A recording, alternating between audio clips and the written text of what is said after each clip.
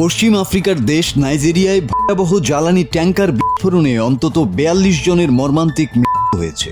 গতকাল বুধবার দেশটির দক্ষিণাঞ্চলের এজ্জা গ্রামের কাঁচা আগাই সড়কে এই ভয়াবহ দুর্ঘটনাটি ঘটে।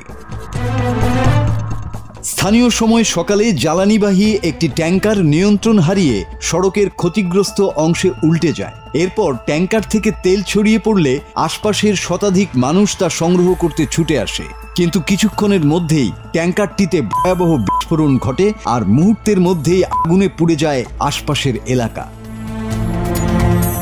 প্রত্যক্ষদর্শীদের বরাতে জানা গেছে, ট্যাঙ্কার উল্টে যাওয়ার পর পরিস্থিতি সামাল দেওয়ার আগেই মানুষ তেল তুলতে ভিড় জমায়। ঠিক তখনই জ্বালানিতে আগুন ধরে যায় এবং বিকট শব্দে ট্যাঙ্কারটি বিস্ফোরিত হয়। আগুনের তীব্রতায় অনেকের দেহ পুড়ে অঙ্গার হয়ে যায়, কয়েকজন ঘটনাস্থলেই প্রাণ হারান।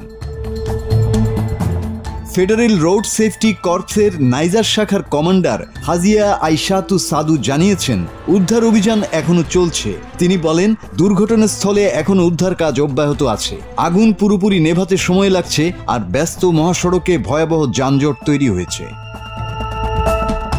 স্থানীয় প্রশাসন জানিয়েছে, বিস্ফোরণের ঘটনায় বহু আহতকে গুরুতর দগ্ধ অবস্থায় হাসপাতালে ভর্তি করা হয়েছে। নিহতের সংখ্যা আরও বাড়তে পারে বলে আশঙ্কা করা হচ্ছে। পশ্চিম আফ্রিকার তেল সমৃদ্ধ দেশ নাইজেরিয়ায় এই ধরনের দুর্ঘটনা প্রায়ই ঘটে। রাস্তার নাজুক অবস্থা, অপর্যাপ্ত নিরাপত্তা ব্যবস্থা এবং খারাপভাবে রক্ষণাবেক্ষণ করা যানবাহনই এসব ভয়াবহ বিপর্যয়ের প্রধান কারণ বলে জানিয়েছে স্থানীয় গণমাধ্যম। মাসুদ হাসান, বাংলা টিভি।